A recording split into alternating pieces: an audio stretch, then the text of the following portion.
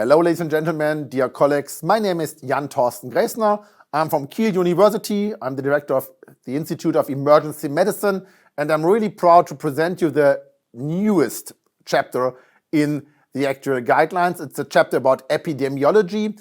It's brand new, it's exclusive in Europe, and I was really honored to write that chapter and to organize this chapter together with these colleagues you can see here on the list.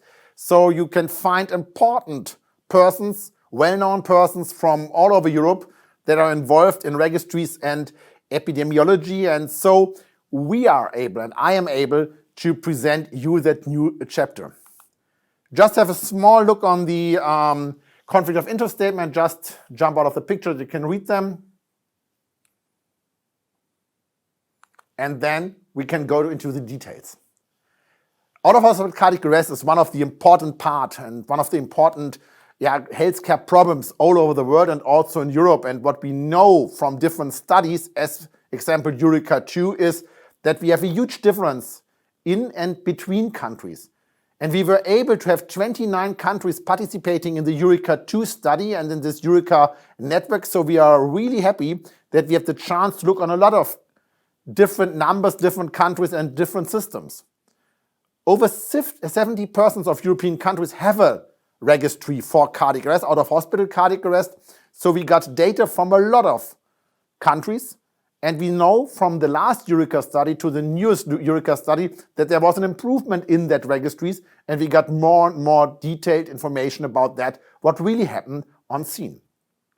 What happens outside the hospital? And we can see the annual incidence of out-of-hospital cardiac arrest differs between 67 and 170 per 100,000 inhabitants per year.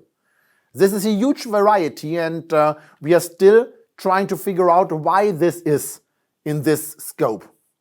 We know that different systems in the country, but also different behavior, policy or whatever for the EMS is influencing that number. And if you look at the last line here, that resuscitation is attempted or continued by the EMS personnel, independent from doctors, paramedics or others, is between 19 and 97, and average between 50 and 60. So we can see from that number that in some countries it's not allowed to stop CPR out of the hospital. So you are forced to transfer someone to the hospital, maybe under ongoing CPR. And in other countries it's allowed that physicians declare someone dead and you don't start CPR. And if you look at the Eureka data, we can see them here in the small picture. You can see all the differences, what we can find and what we found in that different countries. But at the end, we are Europe. And one of the major points, and if you look at the guidelines, and when we talk about the guidelines in 2020, you can see them here. So I'm back in the picture. That 2020 guidelines, 2021 guidelines also focus on bystander CPR, and the bystander CPR rate differs also in Europe.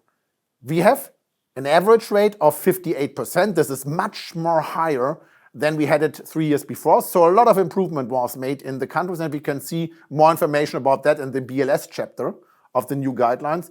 But you can see also this huge variety between 13% and 83% bystander CPR rate in different countries. So there are a lot of things to learn from each other, and we can see that it's necessary to look at that data and present them to you. Another very interesting part is the use of AEDs. This will also be a part in the BLS chapter. And you can see that we have a very low rate of AED use by bystanders in Europe. Average is 28%, but it differs between 3.8, so nearly 4%, and 60%.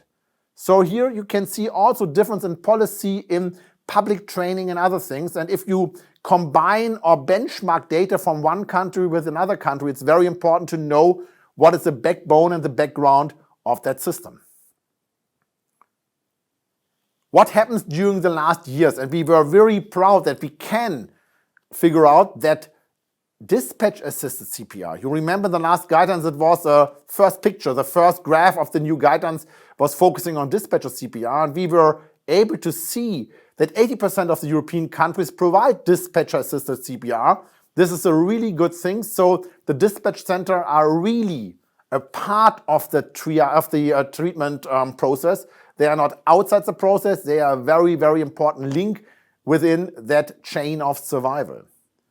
Also, we can find in 75% of the European countries an AD registry. So we have the chance that we can see where is an AD, when can an AD be used. But you remember the numbers what I show you before about AD use. So there's a room for improvement for using AEDs.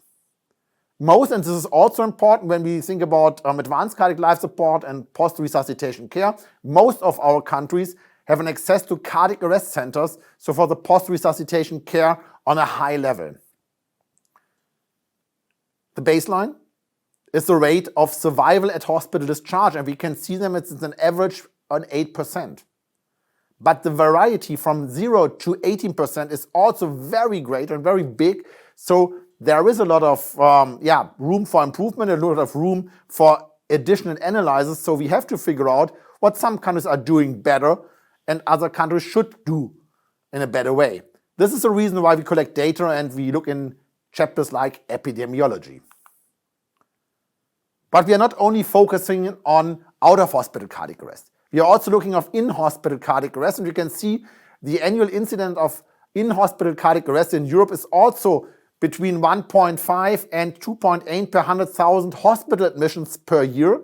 So there is also a huge variety, and we can see it in smaller hospitals, in bigger hospitals, in specialized hospitals, different numbers. And the factors associated with the survival are, of course, the initial rhythm, but also the place of arrest, the same like in out-of-hospital cardiacs, but in hospital also the question, what is the level or the degree of monitoring at the time of the collapse? So people with an ECG or with another vital sign monitoring are, of course, earlier recognized, and so the treatment can start earlier than people on a normal ward without any monitoring. The survival rates at 30 days or hospital discharge range between 15 and 34%. So also a variety what we have to explain and have to analyze in the future to figure out what we can do better. And the important part is not a ROS. The important part is not having someone transferred to the hospital. The important part is having a good long-term outcome, and we need information about the long-term outcome for our patients. And there we can find some differences depending on the policy in the different countries. So we have countries with a withdrawal of life-sustaining treatment regulations. So if you decide on your ICU that some people have no chance to survive and you stop the treatment on the ICU, not outside the hospital, in the ICU, on the ICU, the first or fifth or sixth day, then the people that survive the event have an outcome rate about 90% of the people that survive are in good neurological situation and they are able to return to work. If the policy in your country didn't allow withdrawal of life-sustaining treatment, so everyone must be treated until the end, and if they not die, then there is a persistent vegetative state between 50 and 33%, so in a higher number. So if you look at results from different countries, it's very important to see what is the policy in post-resuscitation care, because this also influences your long-term outcome. What we see, and this is really new and we address it in the chapter, that amongst the survivors with a good neurological outcome, there are some things like fatigue, emotional problems and other things that we normally or during the last years not have in our focus. So it's very important for the next years to look also not on survival yes or no. It's very important to figure out what kind of problems, neurological struggles and so on our victims have. So this is a chance for a treatment to help them getting back to life, but it's important to know it. So we have to measure it. If you don't measure it, you don't know it, you have no chance to improve something. And we should have a look on the bystanders, at the patients, the relatives, and maybe also on the bystanders, that there may be a post-traumatic stress disorder after a case when bystander CPR was started by someone. And also, what about the relatives and their behavior and their emotional function after a cardiac arrest and a successful resuscitation. And also in our new chapter, and you know it also from the new guidelines, you will figure out and you will see it in the new guidelines, is a question about post-cardiac arrest rehabilitation. So another step in addition, after people are leaving the hospital and are normally at home, it's very, very important that the next steps and the next parts and pieces of the treatment still working together. So we don't, at the moment, we figure out that we don't have a good post-cardiac arrest rehabilitation structurized in Europe. So there's a really room for improvement, and what we can do with registries and epistries is to look on that post-cardiac arrest rehabilitation and give more information to the caregivers, but also information to the public that they know what is feasible and what not.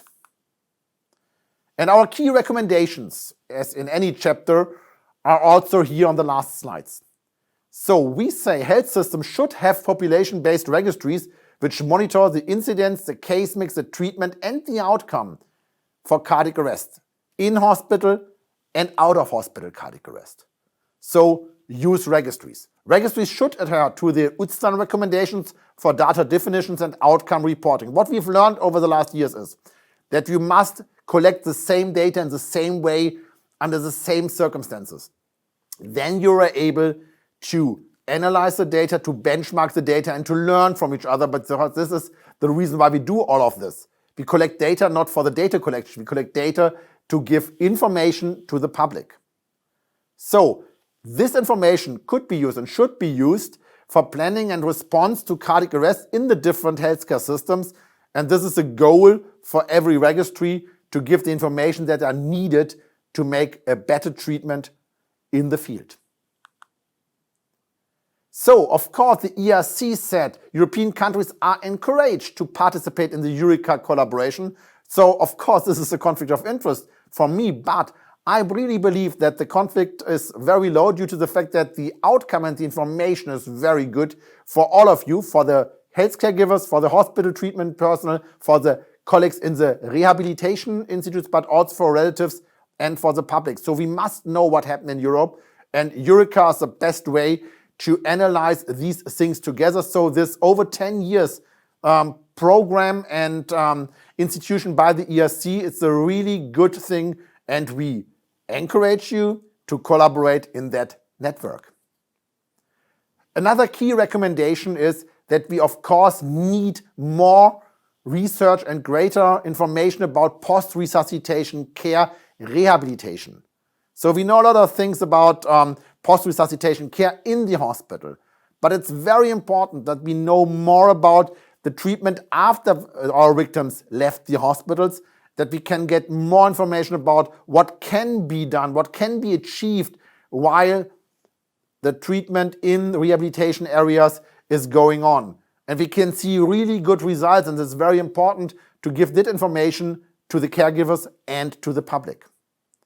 Another additional point, what we put into our guideline chapter, is that we believe that genetic and epigenetic factors will have also a very important impact on cardiac arrest, on incidence, but also on survival. So we think that in the next time we got more information from that field of scientific working, but at the moment there we have no data to say specific recommendation for resuscitation for different genomic predispositions should be made. So at the end, epidemiology is the backbone. This is the reason why we are chapter 2. So you got information, you need that information. If you don't get data and if you don't measure your outcome, if you don't measure your process, you have no chance to improve. And this is the reason why we are really happy that we can present you the new chapter number 2 in the ERC Guidelines 2021. Thank you.